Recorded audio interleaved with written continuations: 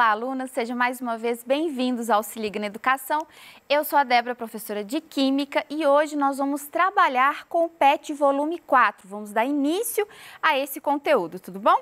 Então, o objetivo dessa aula, gente, é trabalhar com vocês a distribuição eletrônica. No PET de vocês vão perceber que existe todo um contexto histórico referente à tabela periódica, principalmente porque o ano passado foi considerado o ano da tabela periódica. Só que aqui nas nossas aulas eu não vou conseguir contemplar todas essas questões históricas como fizemos sobre os modelos atômicos. Então, para isso, eu vou pedir para vocês estarem com o PET em dia, leiam, tem muito conteúdo lá bacana que vocês vão estar seguindo por lá, ok? Aqui nós vamos focar apenas na parte mais grossa, no conteúdo mais denso dos conceitos que forem aplicados lá, ok? Então, pensando nisso, o objetivo da aula de hoje vai ser justamente distribuir os elétrons nos átomos nêutrons e como é feita essa distribuição de elétrons dentro dos íons. Nós vamos trabalhar com a primeira semana do PET 1, ok? Bom, então nós vimos na última aula de modelo atômico que nós paramos no modelo de Bohr. Só para contextualizar vocês, esse não é o modelo que nós usamos atualmente. Existe o que nós chamamos de modelo atual, que surge com a contribuição aí de outros cientistas. Voltando ao PET, no PET eles dão uma pincelada para vocês um pouco a respeito disso. Aqui nós vamos focar só na distribuição, novamente afirmo, a parte mais densa do conteúdo, ok? Então, olha só, em 1920 a 1930, vários cientistas estavam investigando ali a respeito sobre a espectroscopia, sobre os espectros gerados pelos átomos. E isso porque, como o Bohr já tinha proposto, quando um elétron numa camada, energética, ele é excitado, ou seja, ele recebe energia, ele passa para uma camada mais externa e ao retornar para sua camada de origem, ele libera uma onda eletromagnética e ao passar essa onda por um prisma, era possível ver então um espectro, ou seja, as cores daquele elemento. Então, como essa luz emitida, dissipada, gerava espectros, vários cientistas começaram a analisar esses espectros de diversos elementos. Bom, aqui eu trouxe para vocês a imagem justamente esquemática do que acontecia. Tinha uma câmara de gás, onde colocava-se um elemento normalmente no estado gasoso, ou seja, fornecia energia ali para aqueles elétrons e eles emitiam, então, uma onda eletromagnética que era passado por um prisma e assim era possível ver um espectro contínuo de cores. Bom, com o passar dos anos, houve então um avanço tecnológico muito grande que permitiu que esses espectros fossem cada vez mais delimitados, ou seja, que o espectro colorido deles, de cada elemento, fosse mais delimitado do que contínuo. Bom, o que eles observaram é que alguns espectros, na verdade, eram formados por várias linhas. Bom, se eles consideraram que cada linha, cada espectro ali, representava uma camada, ou seja, um nível, então essas linhas que compunham essas cores, ou seja, essas linhas menores mais fininhas, deveriam então ser os subníveis. Então, foi considerado que essas camadas, ou seja, esses níveis eletrônicos que Bohr havia estabelecido, na verdade, eram formados por subníveis, ok? Então, vamos lá. Nós temos, então, as camadas mais internas e as camadas mais externas. Eu vou fazer um desenho aqui no Flipchart para ficar melhor, para vocês compreenderem. Então, olha só, eu tenho o núcleo, certo? Vou representar aqui. Nêutrons, prótons, beleza. E tenho as camadas, certo? Essas camadas inicialmente receberam as letras maiúsculas K, L, M, N, O, P e Q. Sendo que as mais energéticas são as mais externas e a menos energética é a mais próxima do núcleo. Então, energeticamente falando, do K para o Q, a energia cresce assim, linear. Eu fiz aqui no slide para vocês veem que ela está descendo, porque a energia K energia é a camada energética de menor energia, de menor valor energético, é a mais próxima do núcleo, ok? E cada camada dessa é composta, então, por uma subcamada. E aí nós temos que a camada K, ela tem um subnível, né? S. A camada L tem o subnível SP. A camada M tem o subnível SPD. E a camada N tem o subnível SPD e F. Então, seria até aí. Depois, eles vão decaindo novamente. O O tem o S, P e D, o P tem o S, P e o Q tem apenas o S, ok? O que vai determinar, então, algumas características vai ser justamente esses subníveis, ok? Então, lembrando aqui, a camada K, né, o nível K, ele tem o subnível S e é o nível mais próximo do núcleo, igual eu desenhei aqui para vocês, tá bom? E a camada Q é o nível mais afastado do núcleo, também chamado de camada de valência, ok? Bom, então, cada nível, né, de acordo com Bohr, tinha então ali o seu elétron, né, quantizado. Bom, quando eles começaram a fazer experimentos, na prática eles começaram a perceber que existe ali uma certa quantidade limite de elétrons em cada subnível. Se eles conseguem determinar a quantidade de elétrons em cada subnível, eu consigo determinar a quantidade de elétrons em cada nível, ou seja, em cada camada, ok? Então, olha só, eu trouxe essa tabela aqui para vocês entenderem qual que é o limite, o máximo de elétrons que cabe em cada um desses subníveis, tá? Então, no subnível S, só cabem 2 elétrons. No subnível P, só cabem 6 elétrons. No D, 10 elétrons e no F, 14 elétrons. Então, se eu tenho uma camada que só tem o subnível S, quer dizer que naquela camada, naquele nível, eu só posso colocar 2 elétrons. Se eu tenho uma camada que vai até a F, eu posso colocar todos esses elétrons aqui, ok? Então, é justamente através desses subníveis que nós vamos fazer a distribuição eletrônica dentro dos níveis, dentro das camadas, tá bom? Então, vamos lá. Uma outra observação que eles começaram foi o seguinte, bom, eu falei para vocês que as camadas, elas são energeticamente, né? Então, assim, o K é menos energético, o L é menos energético e por aí vai. Como que eles nomeiam hoje em dia essas camadas? Hoje em dia não se usa tanto mais essas letras, né? Pelo modelo atual, nós usamos números inteiros. Então, a K virou 1, L virou 2, M 3 e assim por diante. 4, 5, 6 e 7. Então, ou seja, a camada menos energética é a primeira e a mais energética é a sétima, ok? Até aí, beleza. Então, o que você pensa? Bom, um elétron que esteja na camada 3, ele é menos energético do que o que está na camada 4. Só que experimentalmente não foi isso que eles observaram. Olhe para vocês verem essa imagem que eu trouxe. Aqui eu tenho os números, né, que indicam as camadas e essas letras que vão indicar os subníveis. Observe que o subnível 4S, ele é menos energético que o 3D, o que não faz uma certa lógica, porque se ele é do nível 3, ele deveria ser menos energético que o nível 4. No entanto, o 3D, ele é mais energético que o 4S. Então, nesse caso, eles começaram a perceber que existe sim uma variação de energia dentro desses subníveis, ok?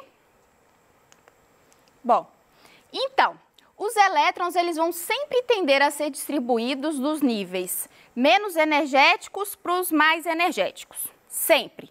Então, os átomos, você sempre vai fazer a distribuição eletrônica nas suas primeiras camadas, nos seus primeiros níveis, até chegar aos mais externos, ok?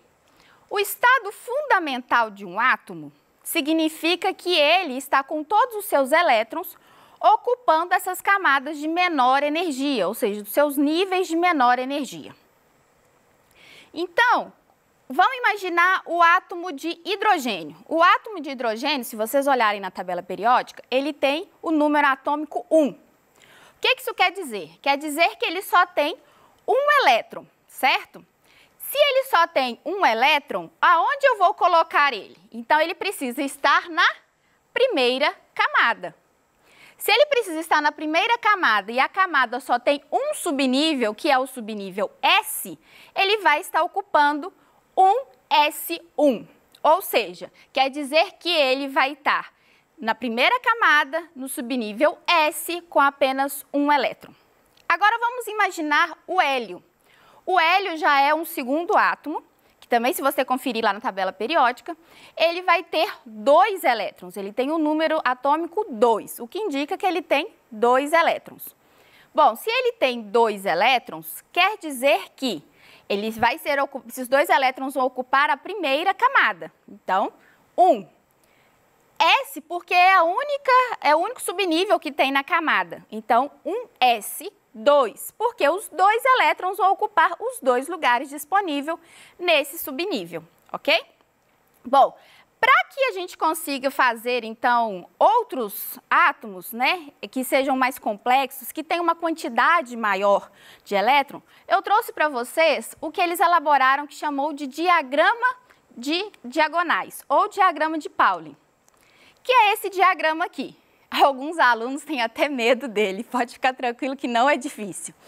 Isso daqui é simplesmente uma forma mais didática de você fazer a distribuição eletrônica considerando essas variações de subníveis. Porque se considerarmos só a variação do nível, ou seja, das camadas, a gente não consegue perceber que existe então um pouquinho dessa variação. Então, como que nós vamos fazer essa distribuição? Primeiro, nós sempre vamos usar o caminho da seta. Então, primeiro nós vamos preencher o 1S1, depois o 2S, depois o 2P e depois do 2P o 3S.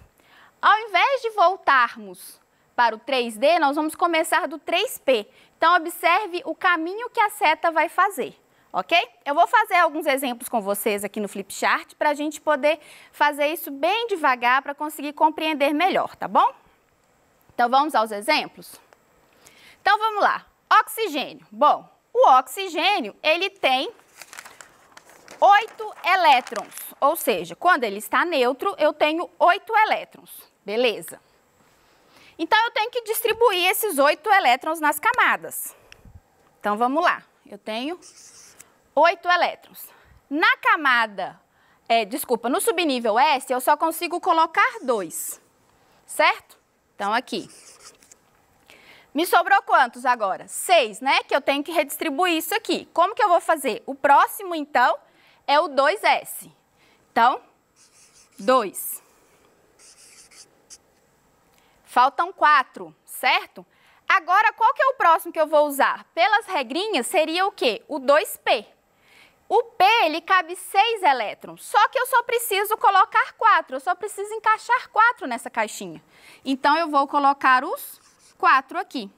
Então, qual que é a distribuição em camadas do oxigênio? Então, olha aqui para vocês verem. Então, é 1S2, 2S2, 2P4. Então, essa é a distribuição dos elétrons do oxigênio. E nas camadas, Débora, como que fica dentro dos níveis?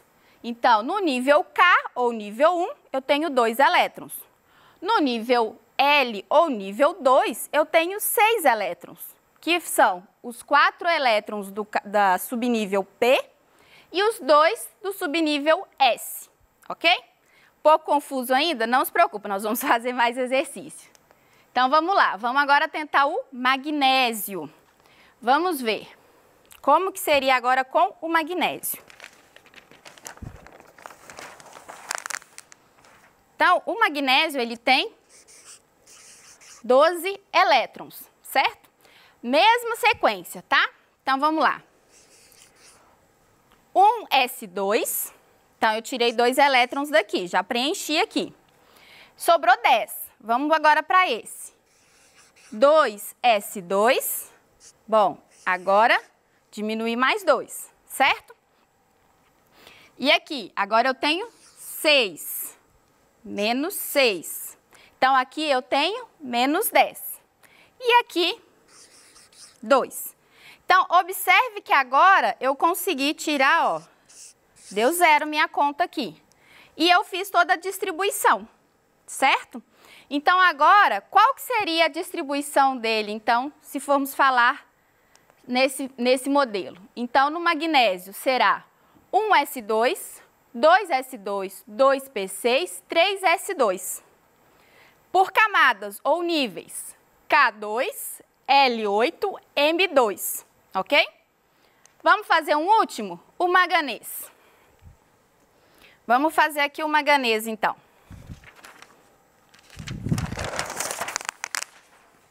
Então, olha só.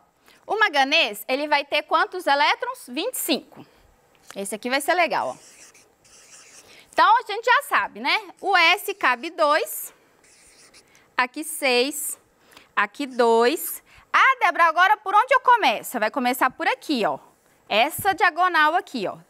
3P. Então, vamos combinar aqui, ó. Aqui eu já tenho 10, 12, certo? Então, eu vou precisar aqui de 6 e aqui de 2. Não é isso mesmo? 12. Aqui nós vamos ter 20. Ah, ainda vai faltar um aqui, ó. Então, aqui eu tenho 12, 14, 16, 18, 20. Sobrou, faltou 5. Então, agora aqui eu tenho toda a distribuição. Observe que eu consegui ir até o 3D, ok? Mas, quando eu vou falar sobre as camadas, eu vou considerar que o 3D, ele é da camada M, ok? Ele não é da camada N, da camada anterior, tá bom? Bom, e os íons, Débora? Afinal de contas, o que seriam os íons? Os íons são justamente os átomos que perdem ou ganham elétrons. E esses elétrons, vocês vão fazer essa variação sempre na última camada. Então, se ele está preenchido até a camada 4, é com essa camada aqui que você vai fazer a alteração de elétrons, ou aumentar ou diminuir essa quantidade. Lembrando que cátion perde elétrons, tá bom? E ânions ganha elétrons, tá? Vamos tentar fazer essa análise sobre essa imagem aqui que eu trouxe para vocês. Então, aqui eu trouxe o átomo de sódio, ele neutro, ou seja, a mesma quantidade de carga positiva é de carga negativa. Observe que a distribuição eletrônica dele ficou 1s2, 2s2, 2p6, 3s1. Se eu tiver o íon Na+, que é justamente esse íon que aqui é a retirada de um elétron, certo? Qual que vai ser o elétron que eu vou tirar? Vai ser da camada do nível 1? Do nível 2? Não, vai ser do nível 3, que é a mais externa dele. Uai, Débora, e as outras? Não são 7 camadas? São, mas preenchidas com elétrons, no sódio só tem 3. Então, se só tenho 3 camadas preenchidas, a última camada preenchida é onde eu vou fazer essa variação. Então, se ele perdeu um elétron, se ele tem sobrando carga positiva, então eu vou retirar esse elétron da última camada. Então, a distribuição eletrônica dele fica 1s2, 2s2, 2p6, ok? Vamos olhar o cloro agora. O cloro, ele tem o número atômico 17.